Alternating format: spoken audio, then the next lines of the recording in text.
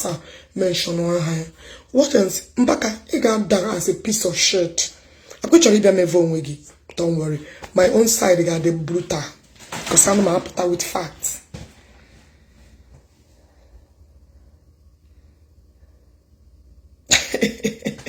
When imagine Nde, I got that kobo. Get share no program on pare. Mataya sinyere gi woto. O finish ligi. Me gonna listen. People no want give. Don't worry. You welcome to the embarrassment of the whole universe. Each and every Ebuka Mega. No. You will disgrace yourself to super. Onye wulare wulare ne book the controversy everywhere. E wulala. You are going extinct. Allow the raining ones to rain. Omenala lion, when they are getting old, the alpha lions will take over. Ha doja hana do ye ha na puhike. Both ye ne mena madu ne mena mo ne mena umanu. We need notice here that lion ne notice oge room oge rashiri la week akutu oge genahu the younger ones anagi ike. I don't know why you are so intimidated. Mbaka wana inwoke dalo. Ndewo. Jemana nte share the program. Acha ni baba agolo madam ni ihe keribo mela yin cheje bulu nwanne na so fast so. Agolo makebe. Okay. Now, on e wutegi. Mana ma agwakwo mu Igbo side on se wutegi. Maka ne kwa gwa renji a isokwa na onye isi. Yes. Maybe don't do adoration from Parkland. Okay. Can somebody write Mbaka mtogi?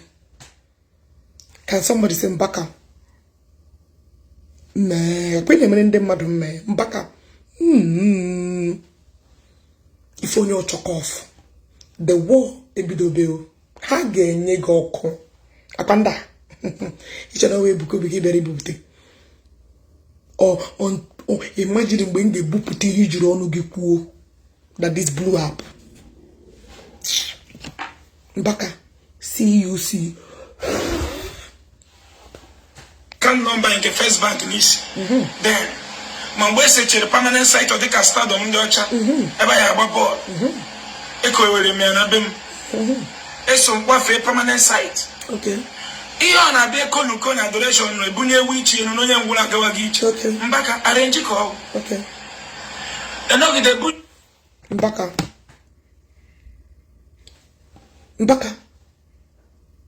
Now you start the arrange. Now you start the arrange. Now you the jealous. Now you the cry. Mbaka.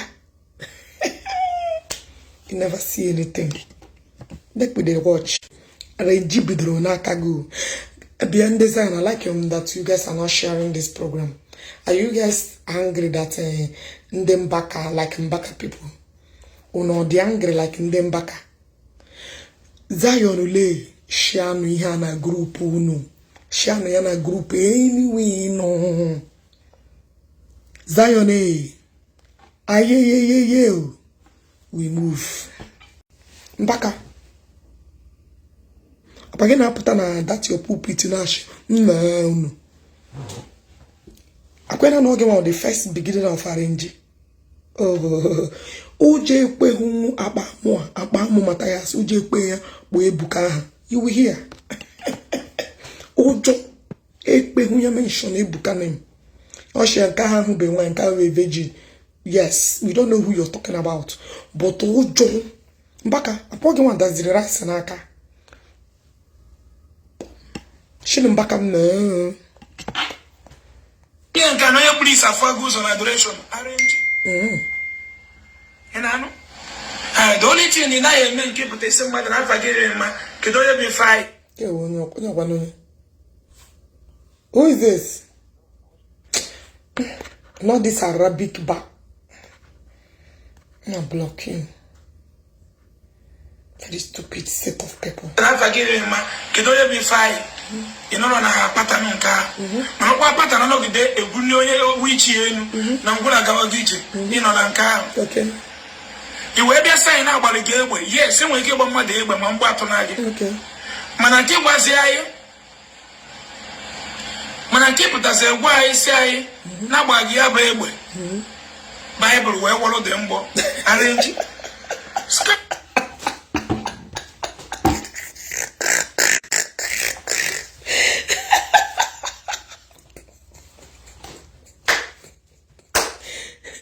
Mbaka fadarenji, Mbaka wo fadarenji, Mbaka fadarenji. Oh yeah, wa jinani ya warenji. Mbaka you start.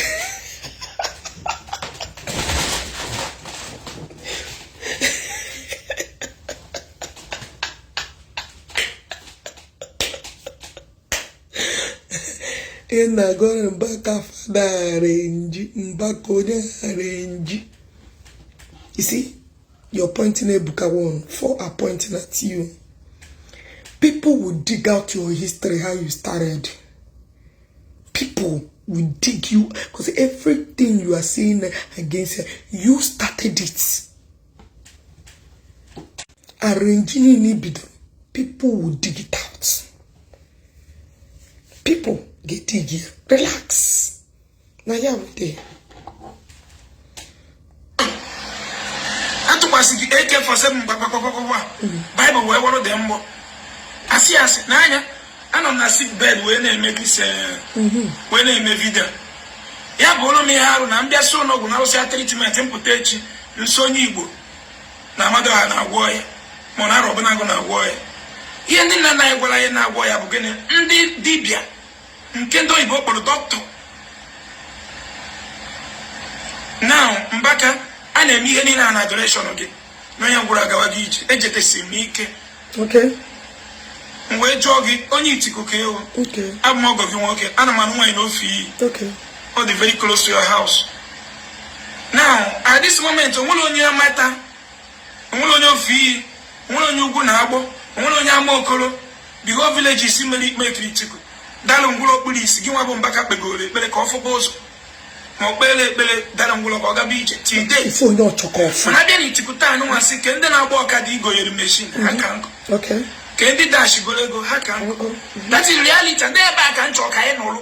Ndị be anyị ka m gwezie gị ihe na-ewe gị iwe ama m onye na-agwa evangelist nwa bebi nwa virgin ọ fụchara ha ncha. Ị na-anụ ya? Evangelist nwa bebi virgin ọ fụchara nwa ncha. The fear of Ebuka Obi. They have destroyed this Habamu, but you are now a cheap article in the presence of your enemies. They have a target kaji. Their headquarters, their daddy GO cannot even mention Ebuka Obi's name. But onuge na agba ya ka ebe a na-agwega nwaanyị na nwoke ebe ha na-amị onwe ha. Ebe ha na-egbu ihe fọkọmfọm. Ịhụna ka o si aga. Because you have made yourself a caricature of the whole nation. You take one to cut. When baby. Of Charafancha. When who no reasonable person will not understand the Toya Wakenaba. Ojo could mention Ebuka Obi. Ya try ano. Tell him time. Virgin. Ama mine. Oya wake na awa. Ya tenne ku. Andi agbo okoketa. Ihe ni Igbo ji biri aka brainwashing the name of Christianity. Ni dere ekpere maka onye Igbo ekpere mezi onye Igbo bụrụ onye ayo. Na nwachi ha ncha kita. Nwana ye nwa baby. Na amaro nwa virgin. Yes, anya amaro nwa anya nwa baby. Matthias. Mbaka Matthias ishila ni nwoke na ema nwaanyị na ewuro nwa baby mention Ebuka Obi name kela kanai ishila na ewu nwoke na ewu nwaanyị sorry na eburo virgin sorry ishila na eburo virgin Ishla na kezaya na broma baby. Mention Ebuka Obi name. Ke tiege chao. Ucha na to afọ ye pụrụ ihu. But I give you permission. Mbaka boy baby. After a long one you go bunu. Jia boy abacha. Because he cannot do you shut. I am with the first papa of arrange. I am with the mother and the father of arrange. I am with the fake miracle. Ebo me perono puta. Be bare the unity of God because of jealousy. Thank God they put on a many you know. Thank God the name and Anibu and sorry Zion Buyana Ondeji Gon or your koyo. You can coach finish Mbaka with a cool hospital voice, with a sick voice. Watch Oburia baby. Zion, why would I not share this program? Mbaka share. No verse, but that's the truth. Mbaka member. I could share Joe. Why would they look me like this? I could share. The truth must be told. Make we hear. Like why hear that the Gio and Omenala John Megi. The more because when I will start exposing you, it got that shish. Bloggers need a beer. Each and every book I keep and I lie you will fall in shame. If you're not just adoration, we get the money you get 1 million of time was so easy. And I mean, so almost no book customer getting in. I want you will take it. Now, if you make on them, okay. When father, he had that. Can go away with Nelle. And help you want to go and the chicken customer. So you're not turn by turn. Get out turn here. He brainwash in the buy. So you would test nagging. And what do you did again here now? When I did, I had Jesus no scam. So I'm a Kunichi as no Omenala because no Omenala will I so. When you have a Hanalo, no son, a corner so. When you're going to Rudobello. Manono be saying that Jesus again, Kita ya Juaguna Juju. Go sign on your village, on your ga, go sign on your much, on your moons, on your Pologa, on your Nankaba, on your Gulusi, Dalon Gologadich. I told you question. Go sign on your well. So see, I went and I couldn't be him. TV Joshua. Mbaka. Honor the disgrace with the house of God because of your greedy and jealousness. I hope Ndeka League are sitting watching you, causing another mayhem, causing another ethnic war. I hope they are watching you. You're causing another more problem. You have started to cause another problem. Yana shake cool down. Gana aroya. Very soon. Ama munye shame peregi this thing back. Mba choproga kare choproge permanently. You are not a good man, my brother. Ishi na jalangu nog inside. You're not a good man. You're not a good man. At all. Praise Muhammad, my brother. Praise Muhammad. I'm saying, woman, Ndi Igbo. Almost 200 and something people. Adoration on Kegiwa. As of Brumado 14. Okay. And then I want adoration again. I am at a village. Okay. Mbaka the village on your police lawyer through your own adoration. Okay. Kedonia Darangolo email call Gabiji. Maki any one adoration gas of Buddha time. I am at a village here. Go say village when you keep better Darangolo. All frustration and Mendioji. Who need belly better. I went the home as in a better no better scam. And when you honor, and I'm not good, I don't pray. And I make the better call. No. And they go test. Medical reporter suggest go why happen. And that boy go Mbaka ina efru ehuna ko shabare gage ina anu efru ina ko shabare gage ina anu ifonyo chokofu ifonyo ihuna kwa hegbela oge muwa very soon nka ga wuzi church to church war. Now you start them all. Now you start them. You don't do because here now return to East has been your problem.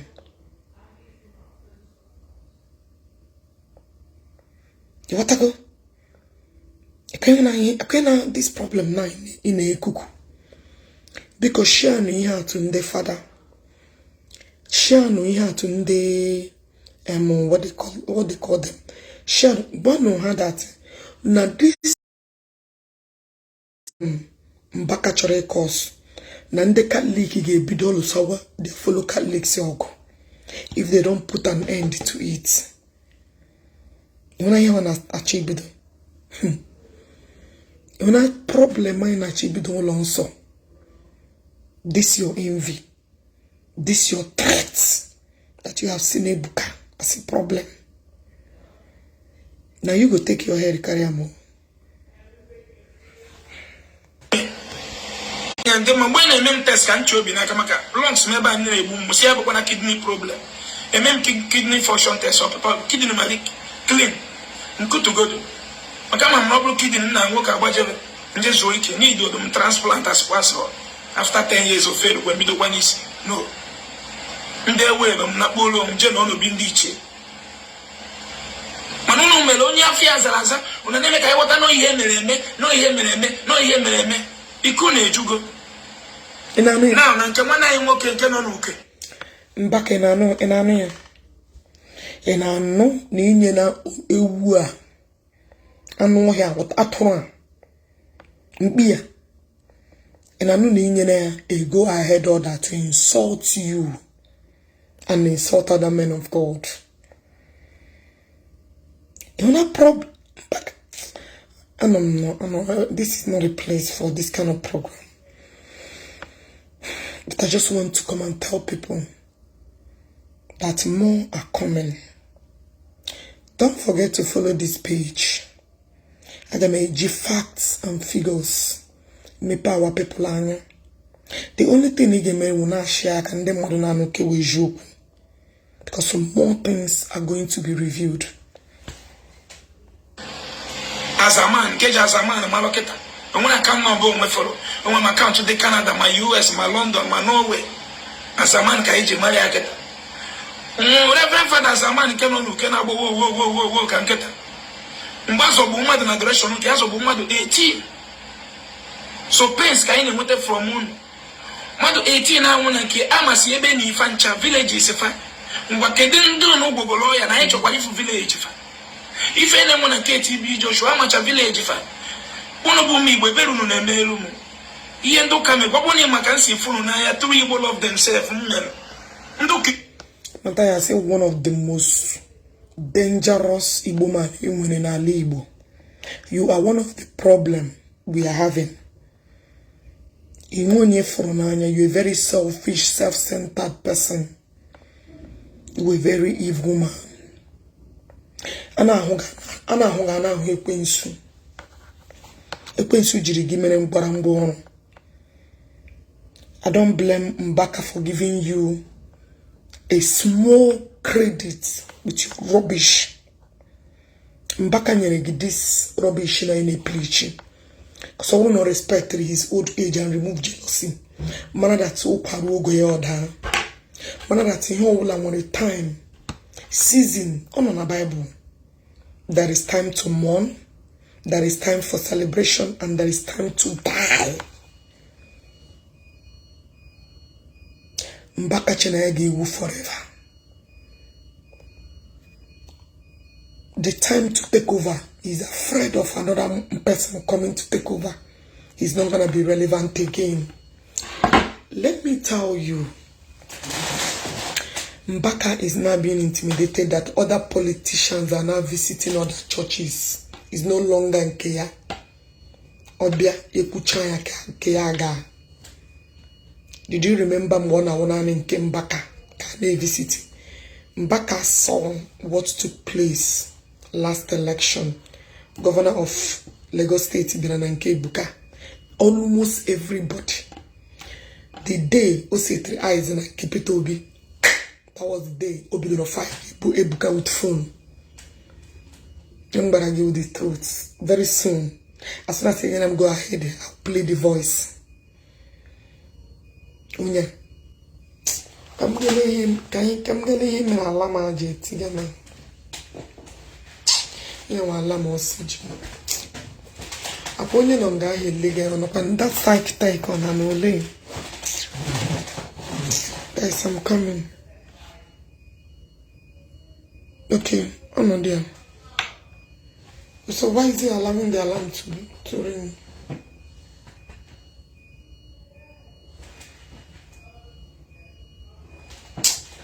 Let them take care of it.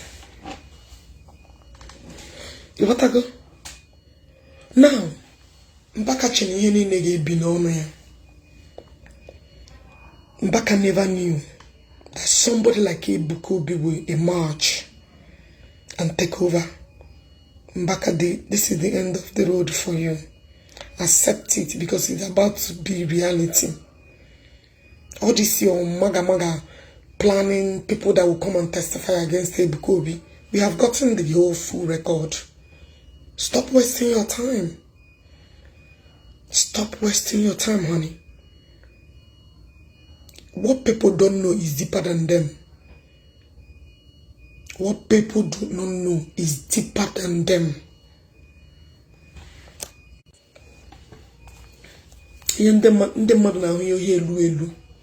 I wish you are in my hem. I wish you no go. Mbaka is them. I told him because that name tag a man of God. I can respect for him. But Ogame again any single respect from anybody. Make we listen. Two Igbo love themselves.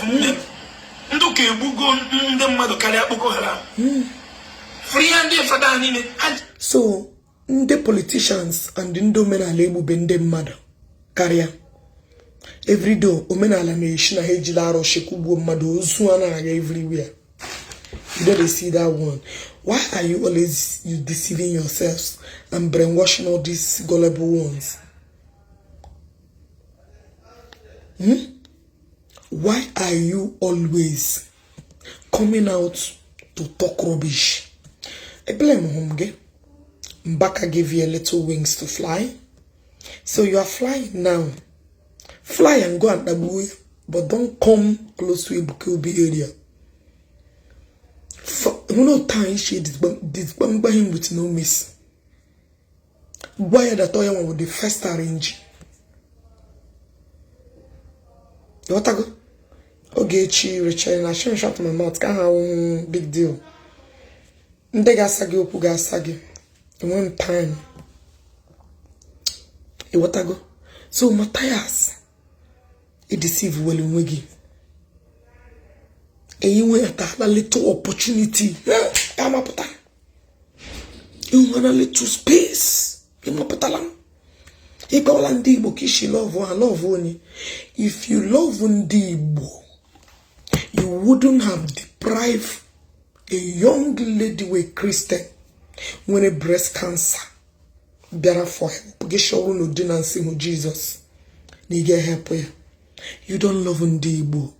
You love your personal interests at heart. You don't love Ndi Igbo, honey. You wouldn't have ordered somebody look against you, cover sign undertaking. Then they make it the same thing again. You don't love Ndi Igbo. You are only targeting on the poor. Matthias, you are far from love. You just want to be that the GO to control churches. Like in the churches now control, so the money will be coming to you. That is your problem. And when you take a love, you love even Ndi Igbo. Shh, don't talk about love. You use Igbo love themselves and mind people. Iji many call their soul because they are easily to be manipulated. Look at the top opportunity Mbaka nyere to come and insult your generation. You came out and start talking rubbish. Modras. Jesus anywhere to heal your disease, to solve your problem.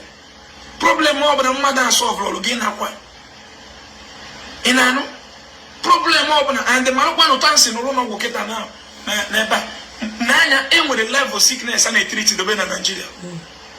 Okay, one idea. Nigeria with a level of sickness I made over. You want to carry in count, mother on any my jig fly out.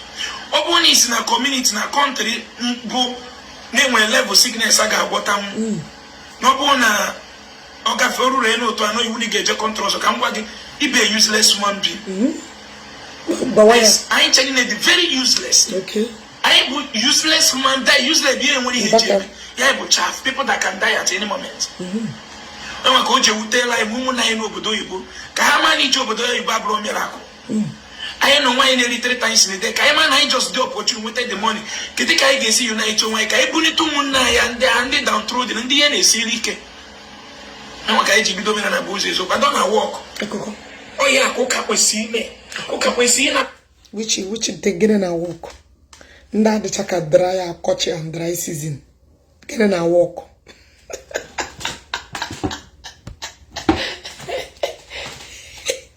Daddy G.O. get in a walk. Omenala like it. Waja kanga kubonde hama Ishi na that rubbish place. Puta. I my dream on a Zeus name it as.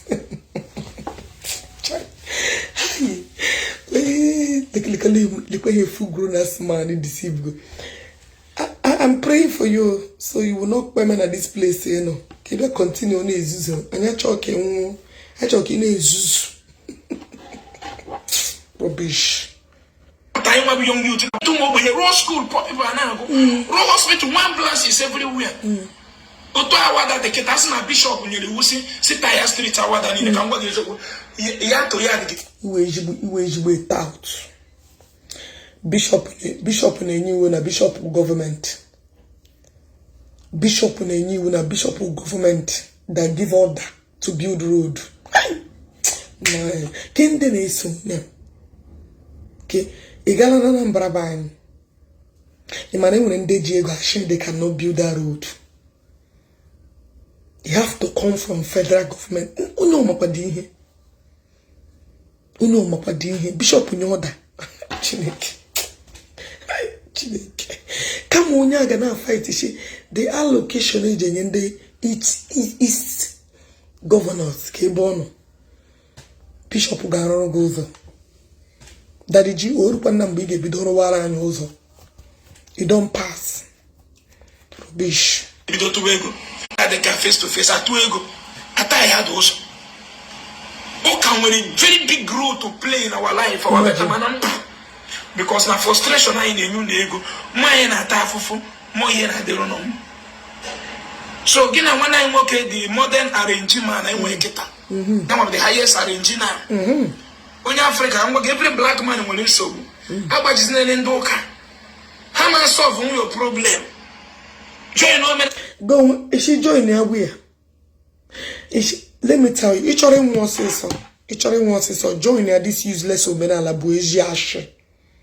If you want to die very fast, each other wants to say so. Join your Omenala boy uzo ikwensu. If you want to come fast, each other wants to say so. Not complain. Nka will straight up bullet to hellfire. That AGO is no longer feeding him. Business Nigeria kuchela top. Onye the guy talk. Each other wants to say so. Apart from Agwu, join ya these monsters. Yeah, the easiest siege. I'm no majority of you guys are naive and daft. But each other more say so. Soronya that easy way to kweme. Because number one, you're not gonna be educated. You're not gonna be well informed. Iga wanna ihun the police bu gaga na wa hebe.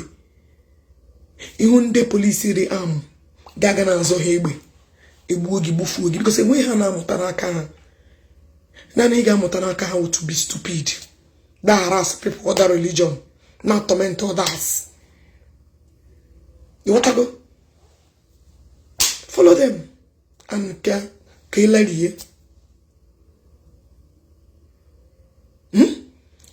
Omenala bụ ụzọ ya musu enweghị role to play. Ịchọrọ ịnwụ ọsịsọ. This is the easiest apart from agụ nọ na Nigeria now. Apart from high rate of dollar. Soro this lane and pay on time. The easy way. Iji ala pụrụ nda sense togi through this. No, free.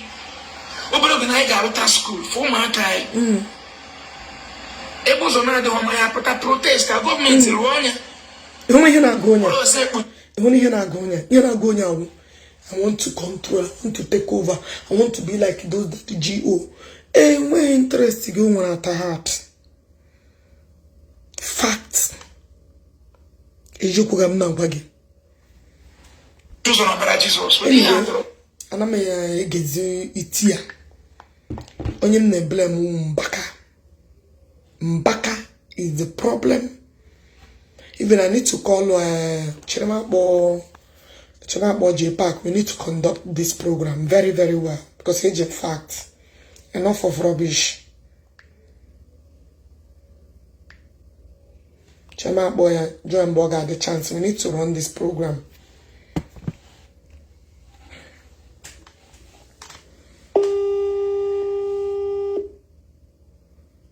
Hello, J Park. My sister, good morning. Yeah, good morning. I'm na live program gbasara ihe Mbaka na Ebuka Obi. Kemgbe ị ga-enwe chance ka I run no program, full program on this. In a live na Mbaka. I'm live na, yeah, you nwere ike request ba. But I'm ụyọ ọrụ batawa. Magam go na 30 minutes Mbaka. Kedu page nke ije run? Oge echi okeke njaka dị ọkalịsịa. Okay, the main page. Yeah. Okay. Mbaka na before Okay. I got on the full program na this because I check facts in Haka. On a dem mako one they know what is going on. And I got one cat yalalu. Share this program as you're joining. Jamila man share the thing here. Because ana ba shenketi ya na. Those days are gone. When you intimidate others. So nobody who no share na this program. Actually, who no share program. Let the world to hear us.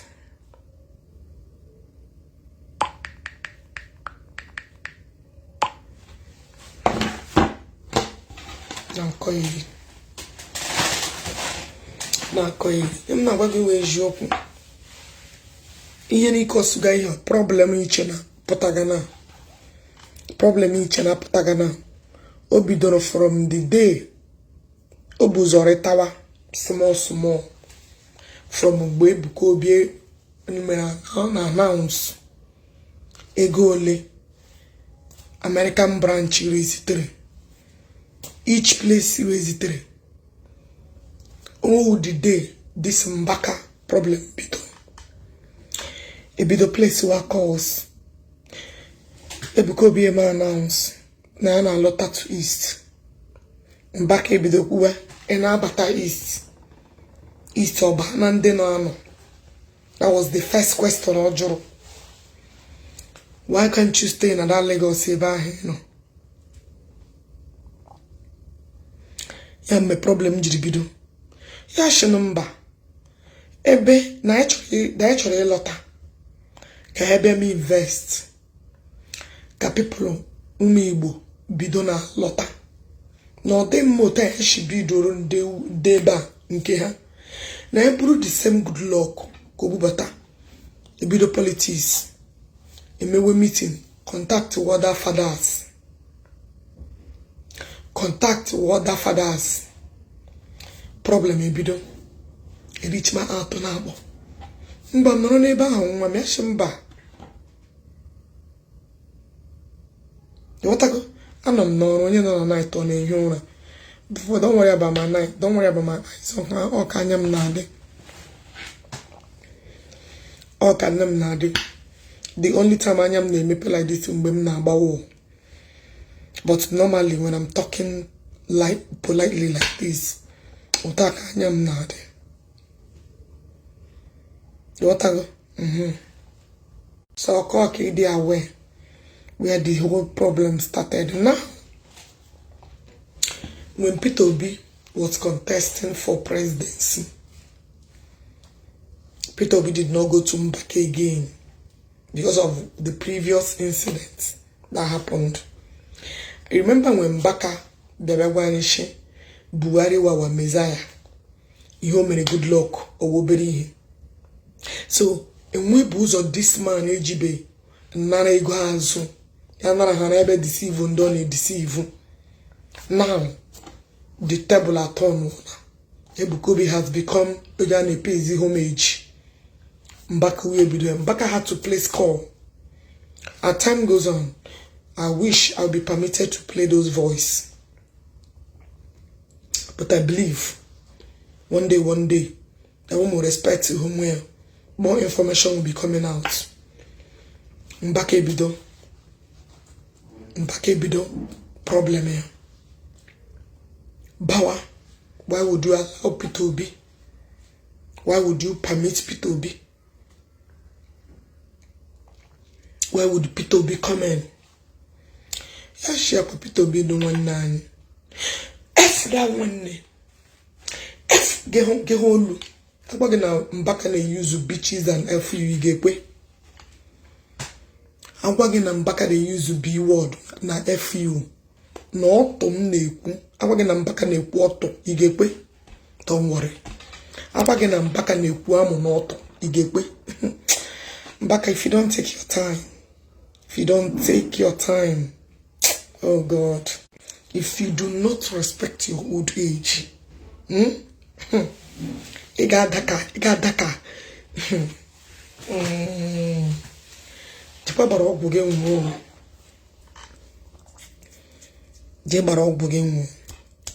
Because if the things madu be able to put away that problem is choka. It got weak. The man actually respect on me. Him can imagine didn't want me because he was a man of God. I don't want to be being better. Show me the radical as usual, but I'm just shady. Go and rest. I'm a man or J Park on the Kebi no one. You are for to come, Mama, for your pay a billion. Be a call. But request, I know now. Request. I forget. Nkono. Kebi governor is open yourself. Let me see my brother. Or your request to join. Let me see governor is open name. Is it mad? Dynamite. But I'm going to chief pilot to move. Hey, Geno, chief pilot. Onyem. J Pipe request you no join here now.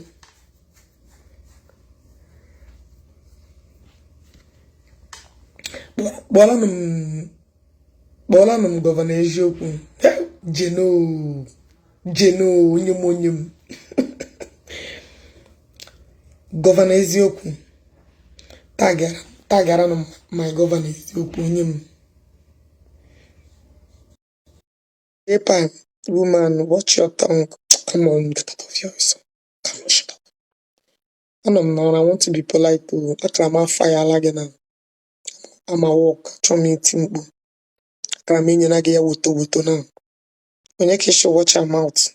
Because Abaguni you no puto. Abaguni what you guys did. J Pipe network got them. Nah, J Pipe J phone na.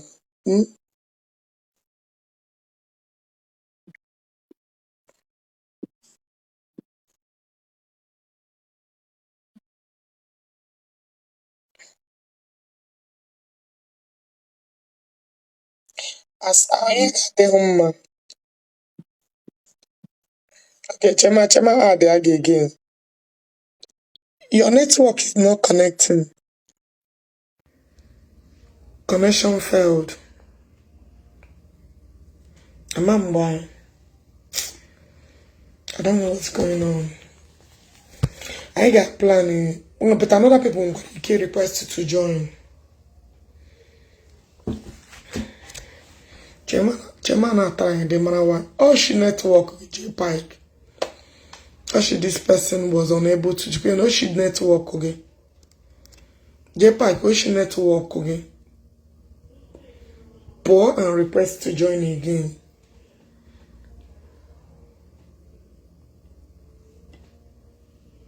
Okay, request.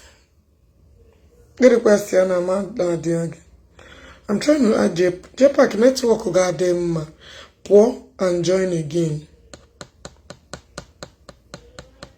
Yeah, use another account or use your page. Better. Page in a they carry more better. Na lingham training him na chasing white. None me teza. I want to catch me break out.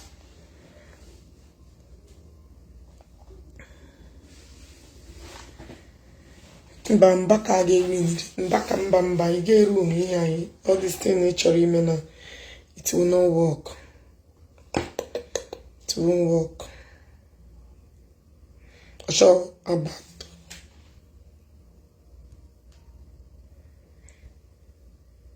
J pipe.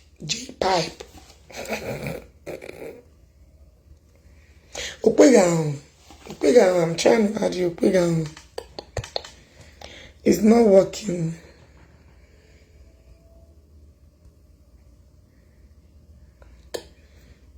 JPAC, pour use another account. This one is not working. Use another account.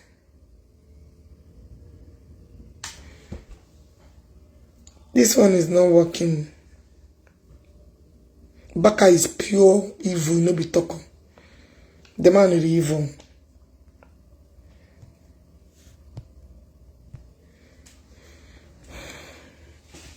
JPAC, pour use another account.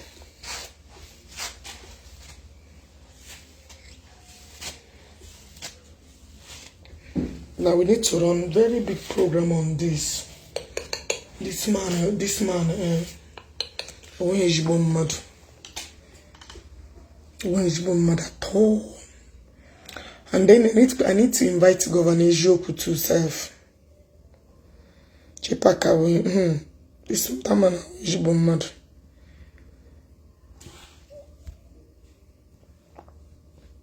JPAC used on another account now. No.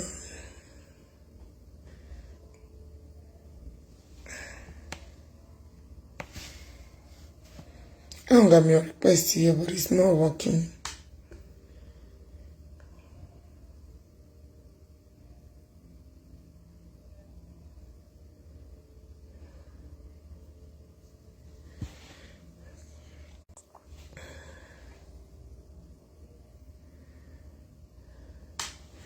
So my people, here now we here na so open. I want to know other person. And I go where Ebuka. So anybody that will tell you otherwise is just pantering and lying. Line up, lying.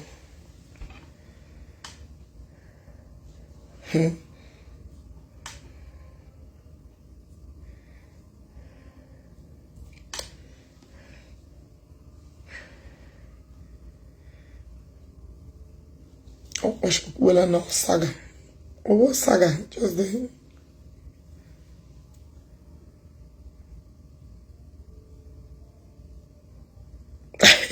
If I did not add you, I want to add you now. JPAC, this thing is not working. No. JPAC, why can't you use the other page usually be before? Okay, let me accept this. Okay, I'm accepting somebody else. Okay, I'm adding you, that lady.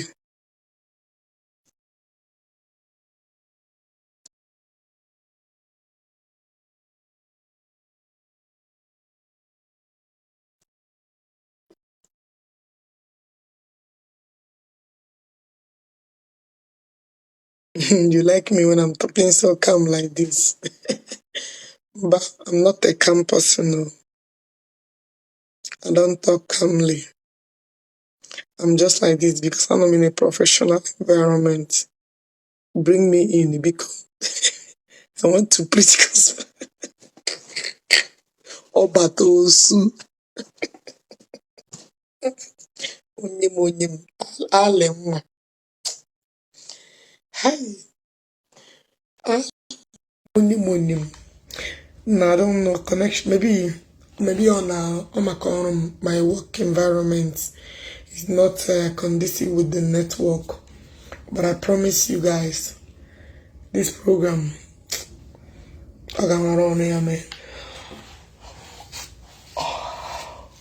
get my schedule. Okay, Chai, I wish I'm here.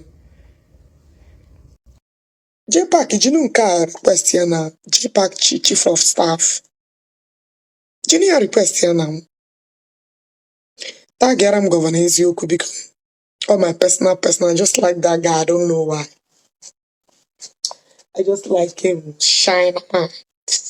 Onyem. Very outspoken. Sound. Intelligent.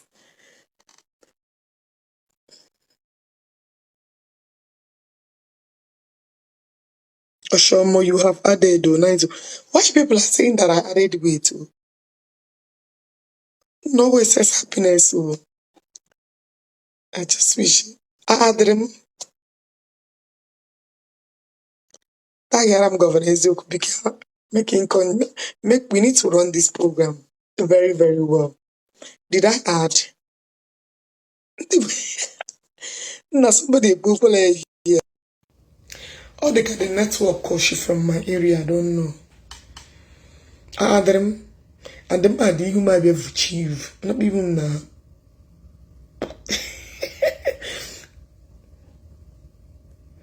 Oh, they can get my baby fast and I need to lose weight because I don't want to be like agwu. No, you're beautiful. Thank you. National Bank. Let me call governor. Yeah, more governor is you beg. I don't want to be.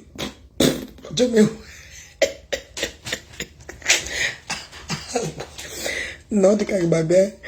They busy fasting.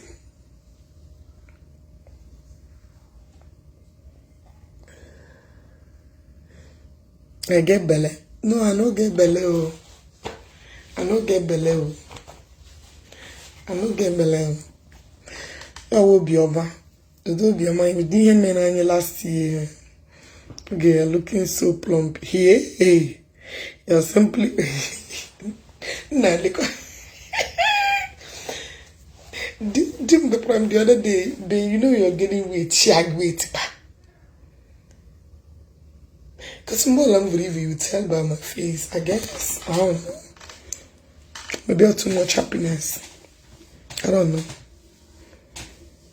Yeah, you look so today. Please keep it up. No, no long because even as soon as they talk self, I can't chop granite, they green me. The pink man out.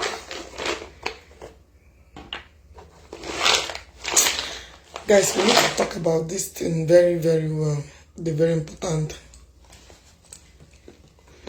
But it's good. You're gonna make mother they happy. If you don't have money, you'll never be happy. We are broke. You know,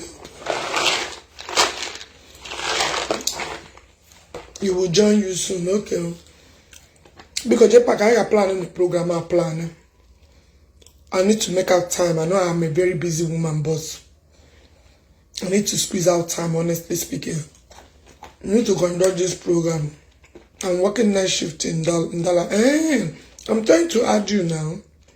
I'll give my request.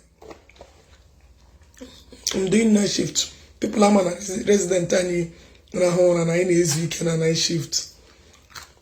And then her is so chana atom. I'm a resident again. I want to know this. And you're home, my and we don't know everywhere. So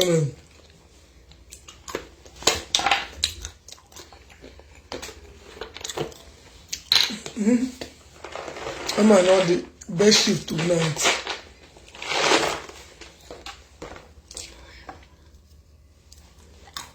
You better know granite because when I fight when he will fall, he will disgrace himself. Because IG a complete evidence after. Now, okay, man, no got the real time.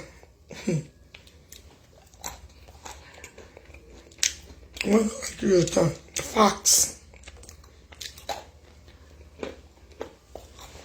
What you know then? It's no longer there, no. Mbaka park here well, no. Park well. No be there, no. Go park well.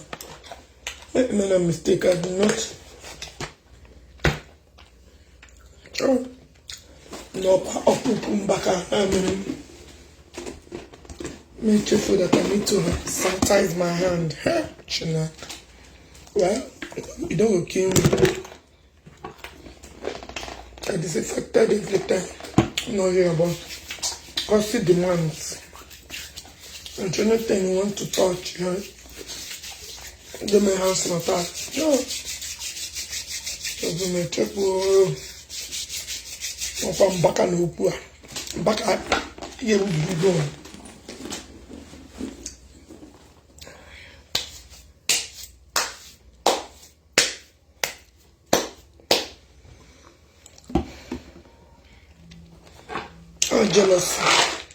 Jealousy, my brother. Jealousy. That's jealousy of Kubere. Inu kambaka shava breath na pito bibera nanke Ebuka Obi. Inu ko shava breath. Abagi na Mbaka na ipoto na.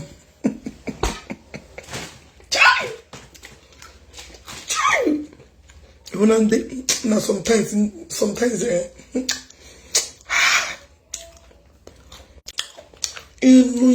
man no apta. The lucky. No we are radical person kagana make no be Obi is a quiet person. Makachineki. Maybe I can pay the ministry himself. Come on, no pata happening here. No pata like this now called the own. I never go Bible and I come on. Because I don't know what you're here, follow them with fire to fire. I go to Bible like this and I call what you know. I'm a Ebuka Obi is a quiet person. But I don't so. To make sure happen. And I like them, they ruggedity no behind him. I like them in the way shiny boo. Like the kind of team some calibers not behind him.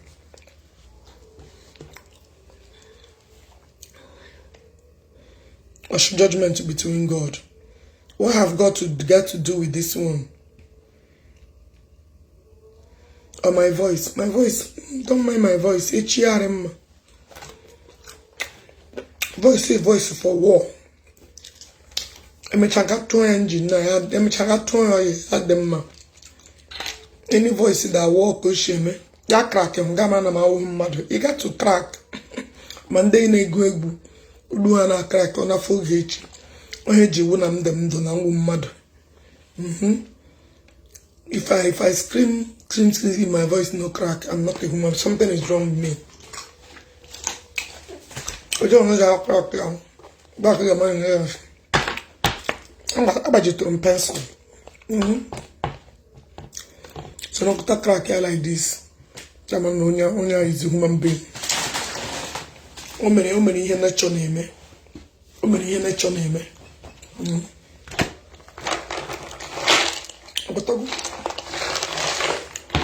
How many here nature name? I don't tire go.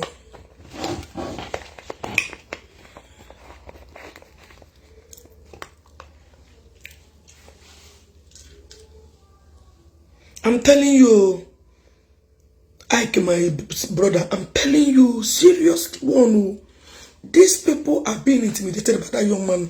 Oh, how you become bigger and east. I will not about this thing and far. You become bigger in east. Mbaka, you go hide your face. Man, the deep how. Man, the man of God. Man, the name meeting. Man, the yana krogi.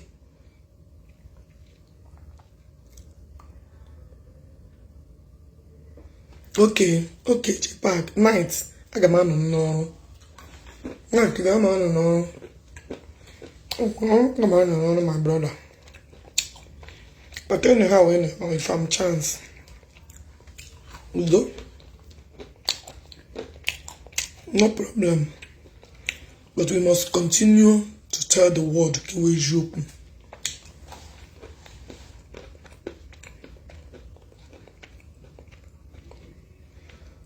My dear, Ebuka Obi, Chineke, Asham Chineke Motrandam young man, no why. We did Ndi give me anything. Nda we Ebuka Obi ga na east. Mbaka, I don't know why you guys are afraid. Fire is coming. The fire himself. Yeah, this guy. Oh God. May God bless you, Ebuka Obi. Mbaka ma yo menu. Na kusuna phone. Na pa. Okay, get hot. You small boy. Because Ebuka Obi need respect. Mbaka ga pack you. That small boy may not talk to you, but when the warriors, when the wars, that you cannot penetrate him.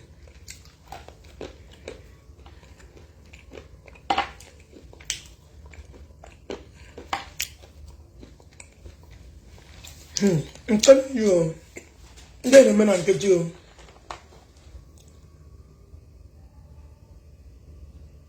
Okay. Okay, I continue. No wahala. How could the truth? We must keep speaking the truth. Ezioku. Onepu ezioku.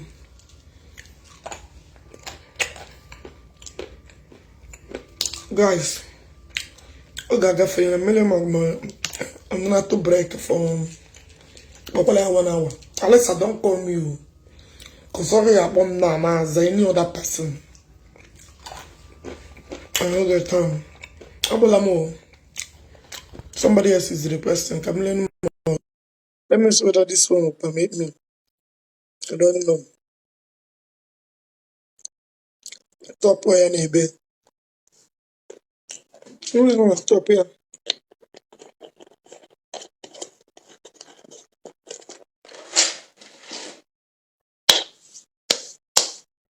Wasting their time.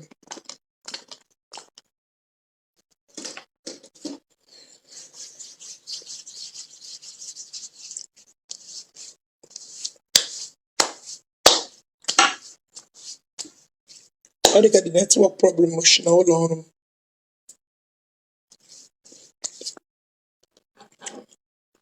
Guys, what the remember, Coach? On that note, I'll see you guys later. Bye.